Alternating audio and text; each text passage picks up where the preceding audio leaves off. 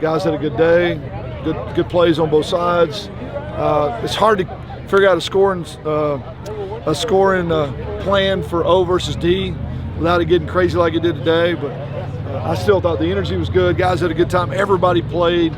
Young guys that really don't normally get to play out in the stadium, got some reps, and you can tell the energy on the sideline towards the end was awesome. These guys love playing together and love seeing other guys have success. And guys catch the ball, make tackles that don't normally get to. So I thought that was good.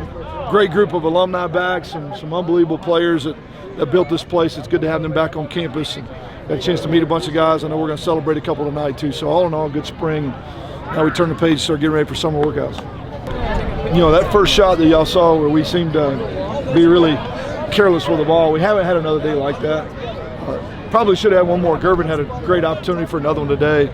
But they've done a good job for the most part of protecting the ball. It's something we talk a lot about. We haven't had a lot of fumbles. We haven't put the ball on the ground. So I've been pleased in that sense. That's protecting the ball is where it starts for us. And so it's a conversation to have every day. You don't want it to become such a focus that you kind of let it stick in your head. It's just kind of assumed. We protect it. We want to throw it away if we got to and punt the ball. And I think those guys are getting better at that every day. Yeah, it's been stunning. You graduated 30-plus touchdowns. That's not easy to rebuild, especially in one class. But feel really, really good about the guys that we brought in. Brian Cobb showed up today. Xavier Williams showed up today. Some young guys out of Tia. Q Hadnot did some good things. Nana. We missed Terrell and Kyle today. So it may not be one guy that has 100 and something catches. It may be collectively spread across the group, but we are talented in there, and if we'll just continue to grow and be competitive. We didn't play McGriff a ton, but he's had an unreal spring. Thought he learned a lot from kind of being in DT's hip pocket all last year. We need that group to be explosive, and they can. And there's big shoes to fill when you consider what we lost out of that. We 5 seniors out of that group and 30-plus touchdowns, and I don't know how many catches. So it's big shoes to fill, but I'm pleased with the progress so far.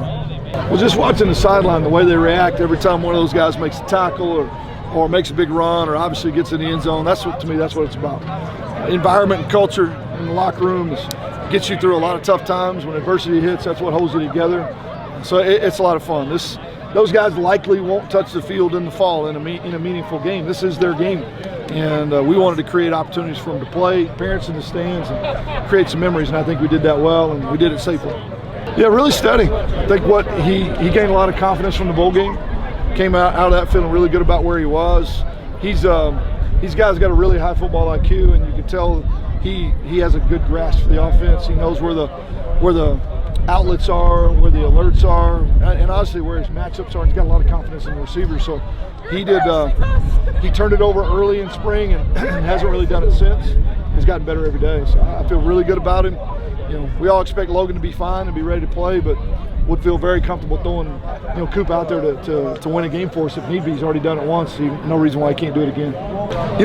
Just collectively in that room, Ryan Cobb just keeps showing up. Terrell Vaughn keeps showing up in that room.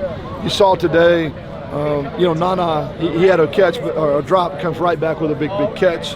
Defensively, MJ Tafisi's been a great addition. Daniel Krizak has been, really for us to have lost what we lost in Nick Henninger has been every day just getting better and better and better. I was actually pleased with the move that we made with A.J. Carter to move him out the corner.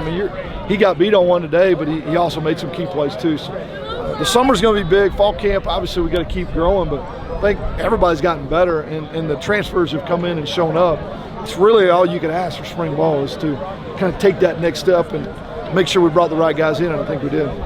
Well, I just mentioned a couple of those names. They've plugged in really well where we lost some seniors, and we all kind of expected, Byron Mullins got a high motor. Holly's got a high motor. You plug Daniel, MJ into that group. Kessie is starting to really develop as a young guy, stepping in after Marcus Moore graduates. I think that whole group, every day that they play together, gets a little bit better. AJ Bongbachan, got a lot of meaningful reps a year ago. So every time you go out there, and we've got a good old line, basically the same old line we had a year ago, it's pretty competitive every day. They make each other better. I think time will tell, but we have a chance to be just as dynamic up front as we were a year ago, and we're going to need to be. I don't do a whole lot of betting. We'll talk a lot about betting, but I did hear the rumors that there were 3 individuals out there that put it on us to win the title, and I appreciate their confidence. That's the first. So good luck to them. It's been cool. We had a golf tournament yesterday. Had around 60 guys in town.